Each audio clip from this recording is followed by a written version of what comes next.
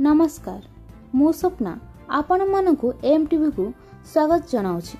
आज हेउछि भारतर 79तम स्वाधीनता दिवस।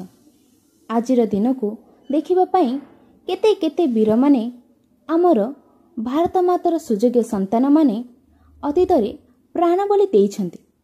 सेमानंकर से योगदान पाई आज आमे माने स्वाधीन भारतर नागरिक भावरे गर्व अनुभव करि पारुछे।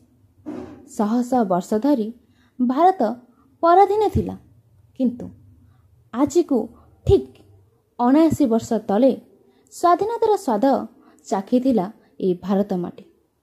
सेबेठारु आज जाए समस्त भारतवासी अगस्ट 15 तारिख दिन को देशर जातीय पताका उत्तोलन करी और जातीय संगीत गान करी स्वाधीनता दिवस को पालन करुछन्ति। आज पुरी रे मारुति सेना पक्षरु मध्य जातीय पताका उत्तोलन करागला। छोट छुआ मानकु मिठा बंटन करागला।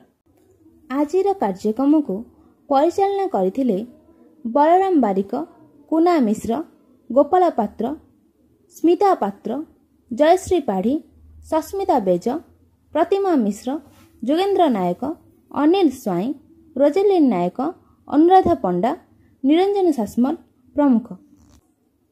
पुरीरू रिपोर्टिंग सुकांती बारिकंक सहित पपु दल बेहेरा एमटीवी।